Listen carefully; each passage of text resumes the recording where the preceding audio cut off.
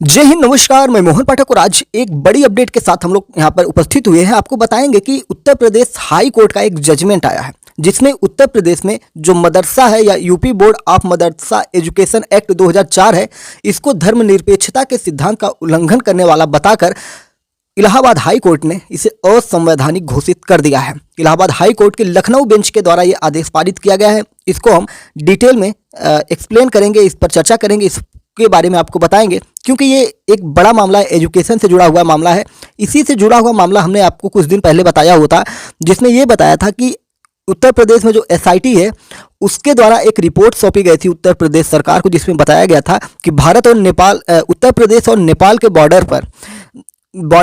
नेपाल के बॉर्डर पर और उत्तर प्रदेश के बॉर्डर पर, क्योंकि उत्तर प्रदेश से नेपाल सटा हुआ है, नेपाल एक दूसरा देश है, हमारा पड़ोसी देश है, उधर से भी बहुत बड़ी संख्या में मस्जिद और मदरसे बनाए जा रहे हैं और वहाँ पर मुसलमानों की संख्या को बहुत तेज़ी से ग्रो कराया जा रहा है, यानी कि पब्लिक वहाँ पर पॉपुलेशन बढ़ाई जा रही है। और उसी तरह से बॉर्डर के इस तरफ उत्तर प्रदेश में वही हालात किए जा रहे हैं, यानी कि वहाँ पर जनसंख्या बाहुल्य किया जा रहा है। साथ ही साथ वहाँ पर अवैध तरीके से मदरसे और चलाए जा रहे हैं जिनमें देश विरोधी गतिविधियां करवाई जा रही हैं, देश विरोधी नारेबाजी होती है, साथ ही साथ देश विरोधी चीज़ें वहां पर सिखाई जा रही हैं। ऐसी रिपोर्ट सौंपी गई थी, लेकिन अभी उसको तो बंद करने के लिए जो एक तरह से निवेदन किया ही गया था, लेकिन अभी इलाहाबाद हाई कोर्ट की जो बेंच ने इसमें जस्टिस विवेक चौधरी और जस्टिस सुभाष विद्यार्थी हैं, इन दोनों लोगों के द्वारा ये किया गया है जिसमें ये फैसला आया। आइए इसको डिटेल में हम समझने की कोशिश करते हैं क्या है पूरा मामला। बता दें कि जो UP board of Madrasa education act 2004 है, इसी को लेकर सुनवाई चल रही थी। कानून को अल्ट्रा वायर्स घोषित करते हुए जस्टिस विवेक चौधरी और जस्टिस सुभाष विद्यार्थी की खंडपीठ ने उत्तर प्रदेश सरकार को योजना बनाने का निर्देश दिया जिससे वर्तमान में मदरसों में पढ़ रहे छात्रों को औपचारिक शिक्षा प्रणाली में समायोजित किया जा सके। यानी कि अगर ये मदरसे बंद किए जाएंगे, UP board of Madrasa education act जब समाप्त हो गया तो उसमें जो बच्चे पढ़ रहे हैं, लाखों की तादाद में, हज़ारों की तादाद में उसमें बच्चे पढ़ रहे होंगे, तो उन्हें कहीं पर समायोजित करिए। तो समायोजित कहाँ करेंगे? बेसिक शिक्षा जो उत्तर प्रदेश चल रही है उसमें समायोजित करने की बात की जा रही है। यह फैसला राज्य सरकार द्वारा राज्य में इस्लामी शिक्षा संस्थानों का सर्वेक्षण करने के निर्णय के महीनों बाद आया है। इसने विदेशों से मदरसे के धन की जांच के लिए अक्टूबर 2023 में एक एसआईटी का गठन भी किया। मैं जो आपको बता रहा था वही स्टोरी इसमें काम आई है। हाईकोर्ट का फैसला अंशुमान सिंह राठौर द्वारा दायर रीट याचिका पर आया जिसमें यूपी मदरसा बोर्ड की शक्तियों को चुनौती दी गई।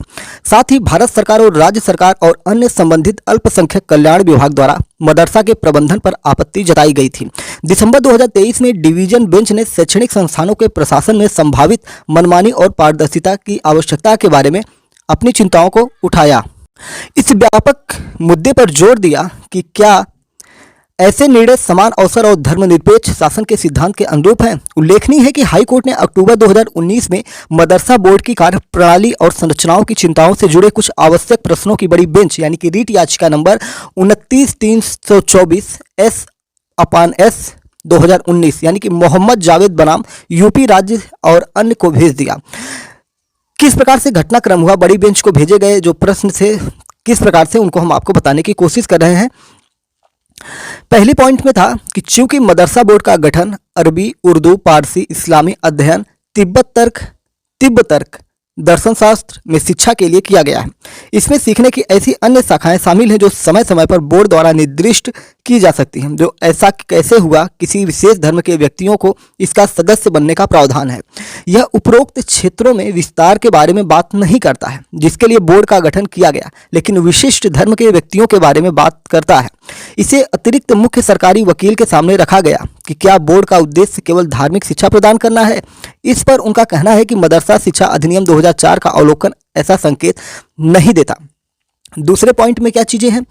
भारत में धर्मनिरपेक्ष संविधान के साथ किसी विशेष धर्म के व्यक्तियों को शिक्षा उद्देश्यों के लिए बोर्ड में नियुक्त नामांकित किया जा सकता है, या यह किसी भी धर्म से संबंधित व्यक्ति होना चाहिए जो उन क्षेत्रों में प्रतिपादक हों जिनके लिए बोर्ड का गठन किया गया, या ऐसे व्यक्तियों को धर्म की परवाह किए बिना नियुक्त किया जाना चाहिए जो उस क्षेत्र में प्रतिपादक हों जिनके लिए बोर्ड का गठन किया गया।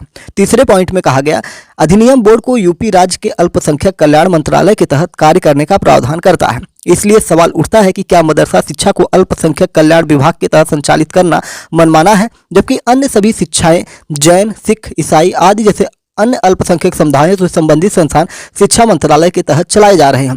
क्या यह मनमाने ढंग से मदरसा में पढ़ने वाले बच्चों को शिक्षा के विशेषज्ञों और उनकी नीतियों का लाभ देने से इनकार करता है? इन सारी चीज़ों को लेकर हाई कोर्ट ने सख्त से सख्त ऑर्डर देने की बात की और फिर आप देख रहे हैं कि इलाहाबाद हाई कोर्ट की लखनऊ बेंच ने UP board of Madrasa education act 2004 को धर्मनिरपेक्षता के सिद्धांत पर उल्लंघन करने का असंवैधानिक घोषित कर दिया है।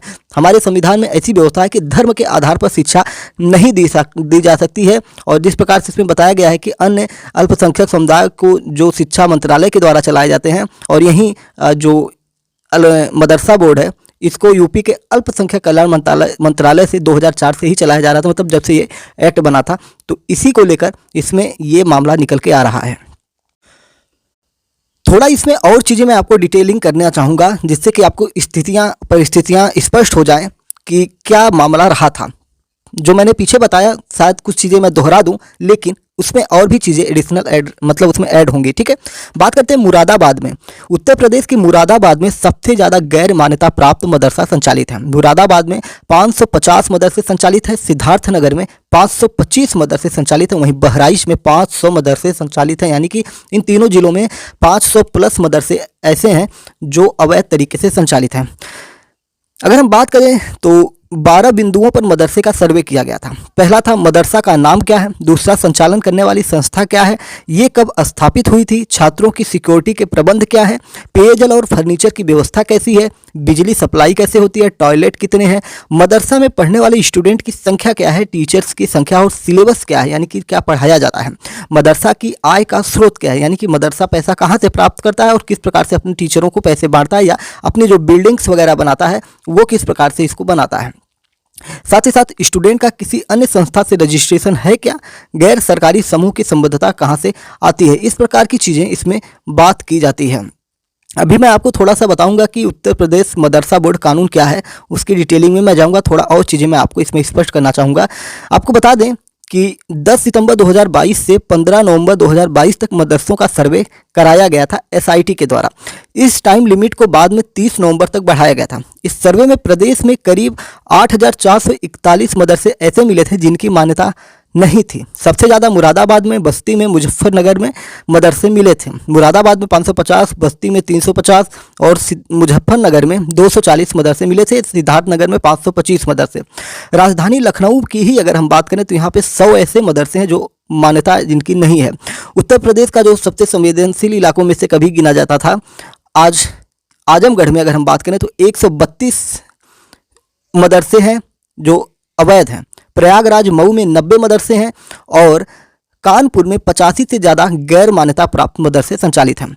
सरकार के मुताबिक प्रदेश में फिलहाल 15,613 मान्यता प्राप्त मदरसे संचालित हैं।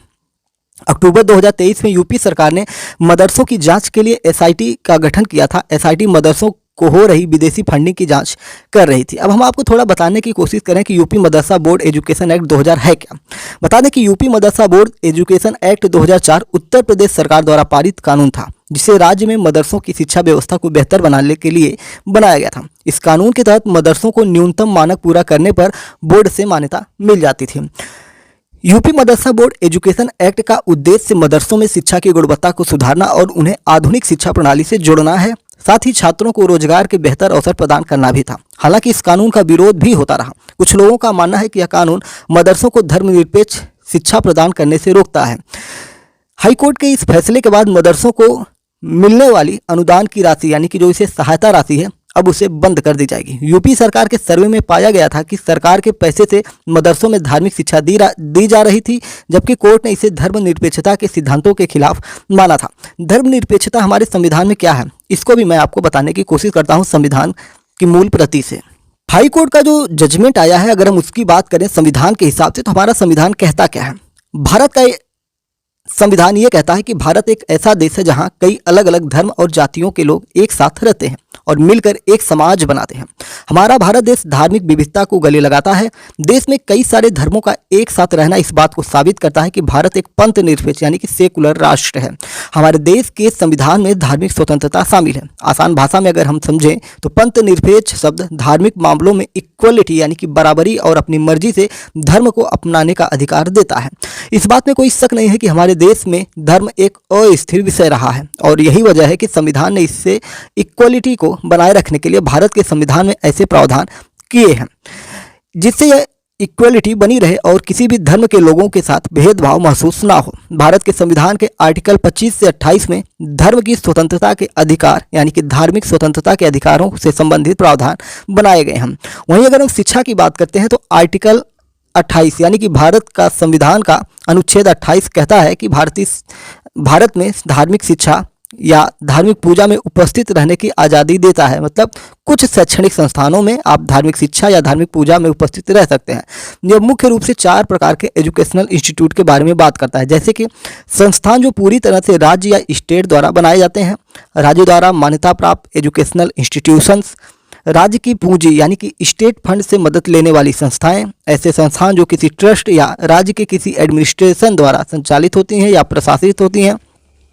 अब हमें यह समझने की बात है कि पहली कैटेगरी के अंदर आने वाली संस्थाओं को कोई धार्मिक निर्देश नहीं दिया जाएगा, यानी कि किसी भी प्रकार से किसी को धर्म के आधार पर उसमें पढ़ाई नहीं की जाएगी। दूसरी और तीसरी कैटेगरी के संस्थानों में अगर कोई नाबालिग है तो उसके माता पिता या अभिभावक की सहमति से ही धार्मिक शिक्षा दी जा सकती है, यानी कि उसके परिवार से सहमति है तभी उसको धार्मिक शिक्षा दी जाएगी।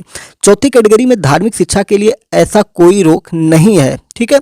अनुच्छेद 28 संबंधित किस्तें हैं तो भारत और पंथ निरपेक्षता से संबंधित है। पंथ निरपेक्षता जब हम अपनी प्रस्तावना पढ़ते हैं तो भारत एक धर्म निरपेक्ष या पंथ निरपेक्ष कहा जाता है, तो धर्म निरपेक्ष नहीं है, वहाँ पर पंथ निरपेक्ष लिखा हुआ है। ठीक है। ये भी कभी कभी पूछ लेता है कि धर्म निरपेक्ष या पंथ निरपेक्ष है, तो आपको ध्यान रखना होगा कि भारत एक पंथ निरपेक्ष है। धर्म एक दूसरी चीज़ होती है, पंथ एक दूसरी चीज़ होती है, तो ये भी डिफरेंस आपको समझना चाहिए। पंथ निरपेक्षता एक व्यक्ति के धर्म और अन्य विश्वासों को मानने की पूरी आज़ादी की रक्षा करता है। यह एक संतुलित मिक्स है जिसमें एक व्यक्ति को अधिकार है कि वो अपने धर्म को माने और पूजे या अपने धर्म से मुक्त हो जाए। यह अपने धर्म को मानने की आज़ादी का अधिकार तो देता ही है, पर साथ ही अगर कोई व्यक्ति इससे मुक्त होना चाहता है तो वह अधिकार भी देता है। हालांकि यह समझना जरूरी है कि पंथ निरपेक्षता किसी भी तरह से नास्तिकता को बढ़ावा नहीं देती है। यह सिर्फ एक लोकतांत्रिक समाज बनाने की नींव है। नास्तिक क्या होते हैं, जिन्हें नहीं पता बता दें कि नास्तिक ऐसे व्यक्ति होते हैं जो किसी भी धर्म में, किसी भी भगवान में, किसी भी अल्लाह जैसी चीज़ में विश्वास नहीं करते, यानी कि वो किसी ऐसी चीज़ में विश्वास नहीं करते हैं कि जो दुनिया को संचालित कर रहा हो या किसी से डरने की ज़रूरत हो, यानी कि नास्तिक होते हैं। बहुत सारे लोग बोल भी देते हैं कि क्या तुम नास्तिक हो, यानी कि आप किसी में विश्वास नहीं करते हैं। तो ये रही नास्तिक की परिभाषा। बात कर रहे हैं तो आगे चलते हैं। यह सिर्फ एक लोकतांत्रिक समाज बनाने की नींव है। पंथ निरपेक्षता केवल देश में सभी धर्मों के बीच इक्वलिटी यानी कि समानता को दर्शाता है।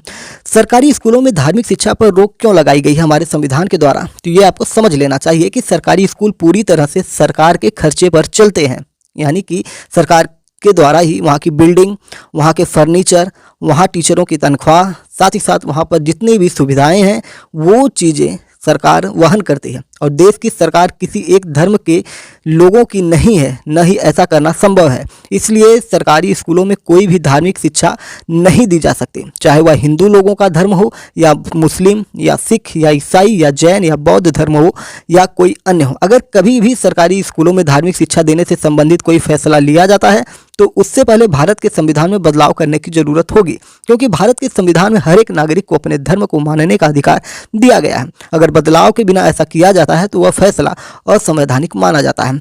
किसी भी प्रकार से भारत के जो स्कूल हैं वहाँ पे धार्मिक शिक्षा देने से रोका गया है। लेकिन कुछ परिस्थितियों में अगर आप किसी धर्म के बारे में बच्चों को जानकारी दे रहे हैं तो उस परिस्थिति में आप धार्मिक जानकारियाँ दे सकते हैं, लेकिन धार्मिक कर्मकांड या धार्मिक प्रथाओं को एक तरह से वहाँ पे पढ़ाने की बात नहीं है, धार्मिक प्रथाओं को एक तरह से वहाँ पे संचालित नहीं कर सकते हैं। धर्म के बारे में बताना अलग चीज़ है और धार्मिक शिक्षा देना वो अलग चीज़ है, तो इस चीज़ को आपको ध्यान में रखना चाहिए। थोड़ी सी और चीज़ें मैं आपको क्लियर कर देता हूं, जो आपके मन में सवाल बन रहे होंगे कि जो भारत में धार्मिक अल्पसंख्यक हैं उनसे संबंधित संवैधानिक प्रावधान क्या है, उनकी शिक्षा से लेकर या उनके जो संवैधानिक प्रावधान दिए गए हैं उनके अपने धर्म की रक्षा, उनके अपने अधिकारों के लिए। तो आपको बता दें कि भारतीय संविधान में अल्पसंख्यक शब्द को परिभाषित ही नहीं किया गया, यानी कि भारतीय संविधान में अल्पसंख्यक शब्द है नहीं। हालांकि संविधान केवल धार्मिक और भाषाई अल्पसंख्यकों को मान्यता देता है, तो ये ध्यान में रखने वाली चीज़ है। अनुच्छेद 25 यह कहता है कि यह सभी व्यक्तियों को अंतरात्मा की स्वतंत्रता और धर्म के मुक्त पेश से अभ्यास और प्रचार की गारंटी देता है, यानी कि आप अपने धर्म के प्रति स्वतंत्र हैं, आप धर्म से मुक्त हैं, आप धार्मिक रीति रिवाज का पालन कर सकते हैं और इसके लिए आप अभ्यास कर सकते हैं और इसका प्रचार प्रसार भी कर सकते हैं। वहीं अनुच्छेद 26 कहता है यह प्रत्येक धार्मिक संप्रदाय या उसके अनुभाग को धार्मिक और धर्मार्थ उद्देश्यों के लिए संस्थानों की स्थापना एवं रख रखाव करने तथा धर्म के मामले में अपने स्वयं के मामलों का प्रबंधन करने का अधिकार देता है। इसी अनुच्छेद के तहत बहुत सारे धार्मिक स्कूल बनते हैं या संस्थान बनते हैं। इसमें यह बताया गया है कि आप धार्मिक संप्रदाय या उसके अनुभाग, धार्मिक और धर्मों के उद्देश्यों के लिए संस्थानों की स्थापना करने के लिए आप स्वतंत्र हैं। आप की स्थापना कर सकते हैं, उसके रखरखाव कर सकते हैं और धर्म के मामले में अपने स्वयं के मामलों का प्रबंधन करने का अधिकार देता है, यानी कि खुद से आप प्रबंधन कर सकते हैं। आप अपने पैसे से उस विद्यालय का संचालन कर सकते हैं। उसमें किसी भी प्रकार से सरकारी फंड अगर आता है, सरकार द्वारा किसी भी प्रकार का अनुदान लिया गया, तो उसमें आप धार्मिक शिक्षा प्रदान नहीं कर सकते हैं। ये भारत का संविधान का अनुच्छेद 26 कहता है।